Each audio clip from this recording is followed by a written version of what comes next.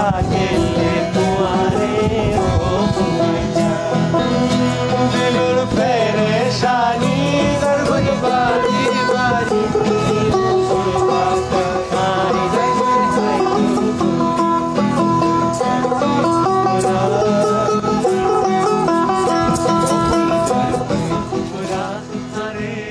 মানুষের যে গান এটাকে আমরা কাজে লাগানোর চেষ্টা করেছি, যেহেতু আমাদের কক্সবাজার খুবই ইউনিক একটা জায়গা। আমাদের এখানে অনলার তো অনেক বড় অনেক অনেক গৌরব উজ্জ্বল ইতিহাস আছে, কিন্তু এটা হারিয়ে গেছে অর্থে যে আমরা অনেকগুলো গানকে প্রান্তিক করে রেখেছি। আমরা মনে করেছি এগুলো শুধুমাত্র জেলেরা চাষিরা গায়, কিন্তু আমরা যখন কিছু এখানকার শিক্ষিত মানুষেরা সেই গানগুলোকে গ্রহণ করছে, গাইছে, উদযাপন করছে, তখন মানুষ আবার এটাতে আবার অংশগ্রহণ করেছে।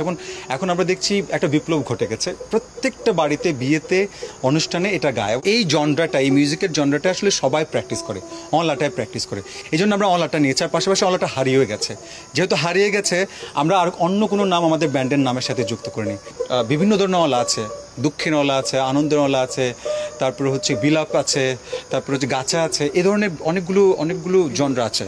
বিয়ের সময়, জন্মোৎসবের সময়, আবার এমন কানছেদের সময়, খতনার সময়, এই ধরনের প্রোগ্রামগুলোতে এই গানগুলো ভীষণভাবে প্র্যাকটিস ছিল। তখন তো বিনোদন ছিল না। এই গানগুলি আমাদের নারীরা ঘরে, এটা একটু মেয়েলি গান, গানগুলি কিন্তু না, এখন আমরা এটা সবার জন্য করে দিয়েছি। তো একটু মেয়েলি গান, এখন নারীরা একটু ঘরের মধ্যে বিয়ে উৎসবের সময় কোমর দুলিয়ে নাচ। এই ব্যান্ডটা ফরমেশন করার অন্যতম কারণ হচ্ছে কি, আমরা দেখেছি এখানে রোহিঙ্গা এবং স্থানীয় জনগোষ্ঠী দুটো গ্রুপের বসবাস, এবং দুটোর ভিন্ন ভিন্ন কালচার আছে, সত্তা আছে। যাতে করে আমরা কোনো অবিশ্বাস বা দ্বন্দ্ব সংঘাতের যদি কোনো টেনশন তৈরি হয়, সেটা কমানোর জন্য গানের মাধ্যমে আমরা মানুষকে মেসেজ দিতে চাই যে আপনারা টেনশন করবেন না, আমরা গান নিয়ে প্রস্তুত আছি, শান্তি যেন এখানে বিরাজমান থাকে। এটার জন্য মূলত আমাদের উদ্দেশ্য। এটা আমার কাছে অনেক বড় পাওনা যে অলার সাথে কাজ করতেছি। আমি একটা অলার সদস্য। এই যে দাদা বলল হস্তান্তর একজন থেকে একজনের, এটা হচ্ছে আপনার তেমন বলার কিছু নেই। এটা হচ্ছে আপনার প্রজন্ম অনুযায়ী চলতে থাকে। অবশ্যই বিনোদন দেওয়ার মাধ্যম হতে পারে। শুধু আমরা হচ্ছে অলাতেই হচ্ছে আমরা এই ফিক্সড হয়ে থাকি নাই। আমরা হচ্ছে কি শেফালি ঘোষের গান, তারপরে সিরাজের গান, বুলবুল আক্তারের গান, এবং অনেক ধরনের হচ্ছে শিল্পীরা হচ্ছে আছে।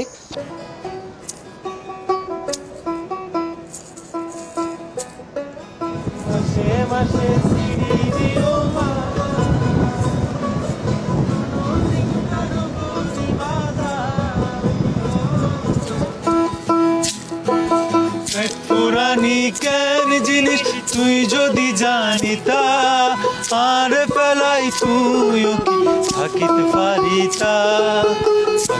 পারিতা এঙ্গরিকা মঞ্জলের তল্লা।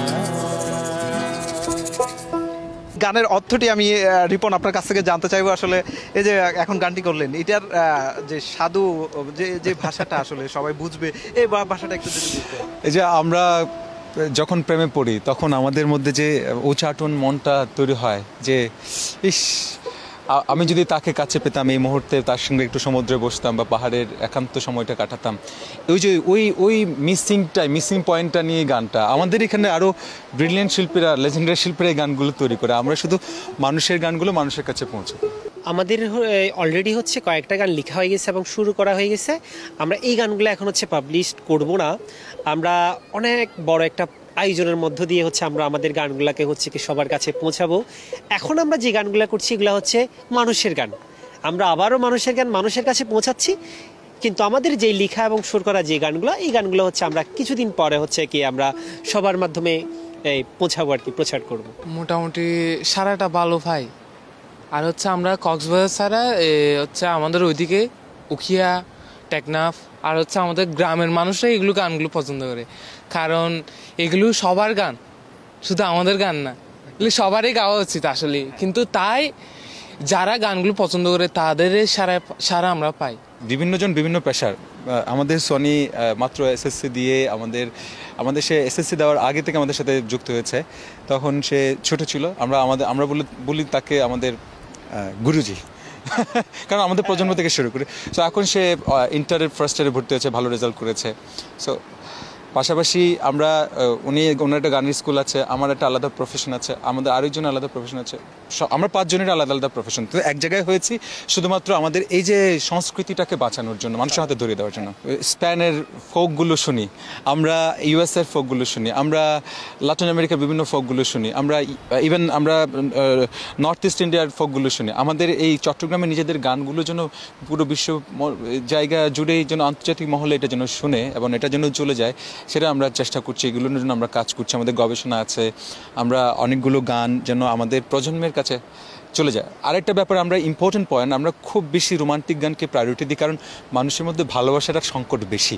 সো পৃথিবীর সবচেয়ে বেশি মানুষ আবেদন করেছে ভালোবাসা পাওয়ার জন্য।